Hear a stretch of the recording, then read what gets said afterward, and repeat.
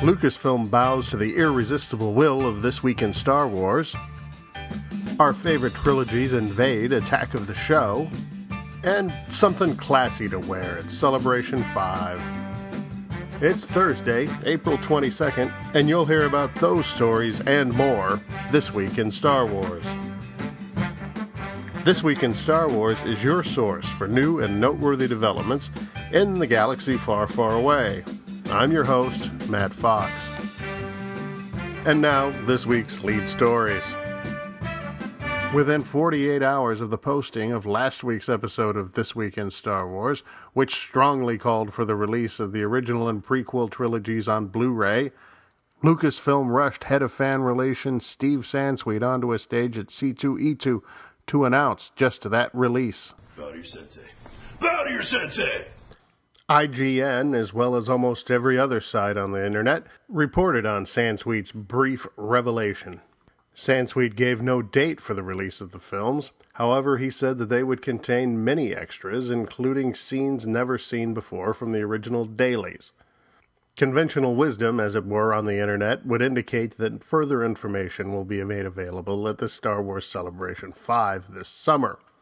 However, normally reliable digital media news website The Digital Bits reports that industry insiders, and when I say industry, of course I mean the business, have told them that Lucasfilm intends to release the set in October of 2011, a full 18 months from now. So, in the meantime, expect to hear more this August in Orlando, and listen here to This Week in Star Wars for, obviously, any developments that arise. If 18 months is too long to wait to watch Star Wars on your home theater system, then G4 TV will be the place for you next week. Beginning Monday, April 26th, the quasi-entertaining pop culture show will begin 4 nights of Star Wars coverage. Once and future Boba Fett Daniel Logan and Jamie King will be on the show Monday with footage from Star Wars The Clone Wars season finale, and on Tuesday, co-hosts Olivia Munn and The Dude go to Lucasfilm Animation to discuss the Clone Wars series. George Lucas himself and Dennis Muren talk about Star Wars The Empire Strikes Back visual effects 30 years later on Wednesday, and on Thursday, the crew will tour the ILM studios in San Francisco.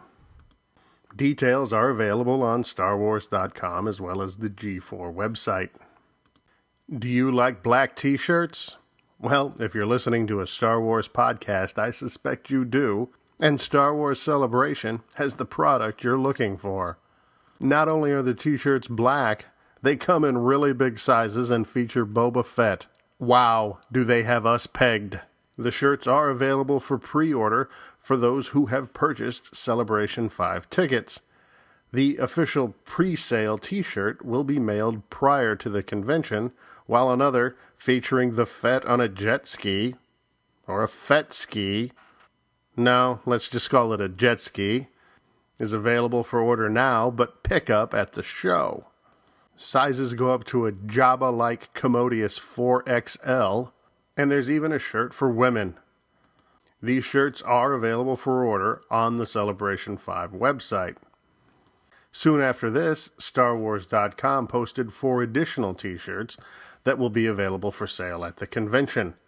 These include Han Solo, a blue milk t-shirt, and an interesting shirt tandem, sort of a I'm with stupid kind of thing, with a I love you, I know call and response t-shirt for women and men, respectively. No word yet on the prices of these shirts. However, the site promises that there will be other shirts also available and previewed in the coming months. Me? I'm a collecting fool. In collecting news this week, numerous reports across collecting websites have indicated that the final wave of the Legacy figures, this includes the Expanded Universe figures, has been spotted at Toys R Us's across the country. Hasbro has made it known that this wave of figures will be hard to find and somewhat limited, which would not be unprecedented for the final wave of a line. Also showing up at the House of Giraffe is the Force Unleashed multi-packs. These are also Toys R Us exclusives, and feature all new, or at least resculpted and repainted figures from the video game of 2008. Interestingly, yakface.com posted photographs of a figure case from this expanded universe wave of legacy figures, which indicates that the shelf date for these products is May 1st. Further information available on Yakface would indicate that indeed this is supposed to be a promotion beginning on that day, and that there will be an end cap dedicated to Star Wars products. This shelf date, though, obviously, has not prevented a great deal of product being put on shelf prior to the first of the month. So, if you're the nervous type, you have Kentucky Derby party plans for the first, or just the impatient type of collector, you may want to check out those Toys R Us's as soon as possible. Shortly before this podcast was recorded, Sideshow Collectibles made available the Yoda vs. Darth Sidious Polystone diorama set, which features the duel from Episode 3. Almost simultaneously, Gentle Giant made available for pre-order a Clone Wars Kit Fisto maquette, a Star Wars The Force Unleashed battle-damaged Darth Vader mini-bust, as well as the Return of the Jedi Jabba's Palace bookends display, which was available in both a standard and Premier Guild membership version. This Premier Guild membership version features an alternate head for the Princess Leia in Bouche disguise, as well as a Jawa. All are slated for December delivery. One new publication this week, Wizards of the Coast released the final Star Wars The Role-Playing Game guidebook, Star Wars The Unknown Regions. Many non-gamers find these guidebooks useful as Star Wars reference materials, and this publication rounds out the long-running series. It is available on Amazon.com, as well as from most major resellers. Please use the affiliate link on the front page of This Week in Star Wars if you're so inclined.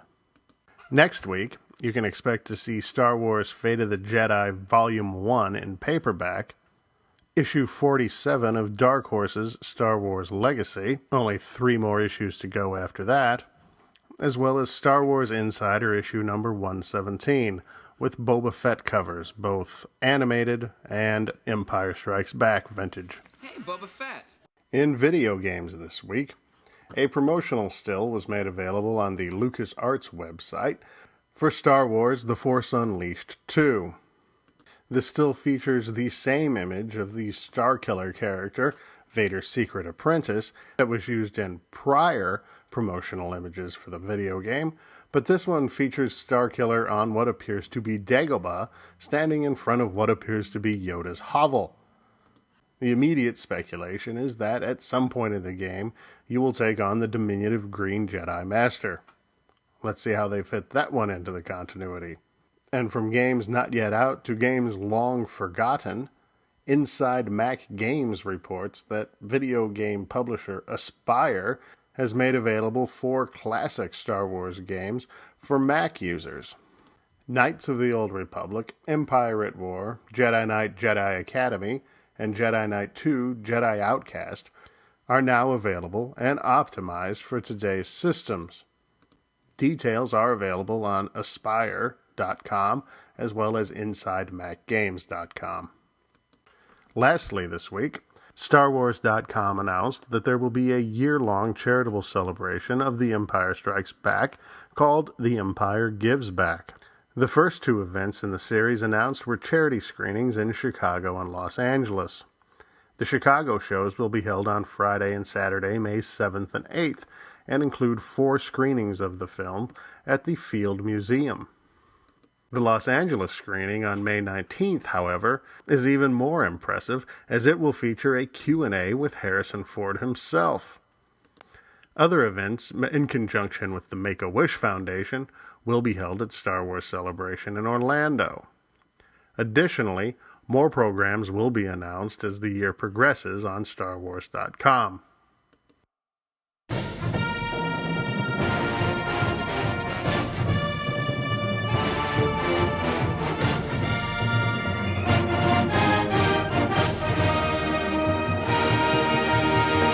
Following Episode 3 in 2005, I decided that if I needed new Star Wars content, I was going to have to jump into the EU and start reading some of the books and the comics, something that, till then, I had done only sparingly.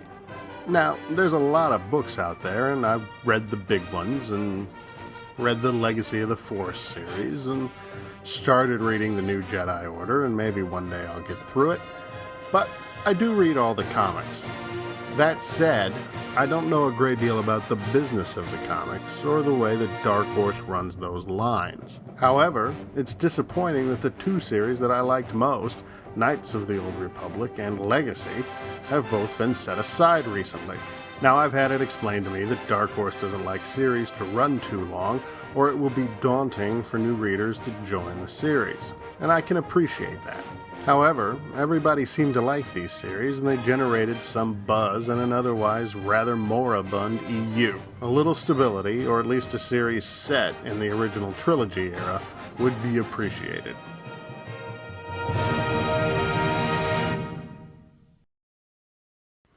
And that was This Week in Star Wars. Join us again next week for more news, notes, and developments from the galaxy far, far away. Visit www.thisweekinstarwars.com, or, for our lazier listeners, www.twisw.com. Or visit our Facebook page and post a comment or become a fan of the show. Comments, story suggestions, or questions can be submitted to the show at host@thisweekinstarwars.com or on our webpage. This Week in Star Wars. We troll the web so you don't have to. This Week in Star Wars is not affiliated with Lucasfilm, its subsidiaries, or any other entity mentioned in this podcast. Star Wars, its characters, and creations are the property of Lucasfilm. All other trademarks are property of their respective trademark owners. This Week in Star Wars is intended for informational and entertainment purposes only. This podcast is copyright 2010 This Week in Star Wars. Invaluable technical assistance provided by WebStorm Interactive. News, comments, and questions can be directed to host@thisweekinstarwars.com. More information, links to stories presented, past episodes, and additional contact information are available at www.thisweekinstarwars.com.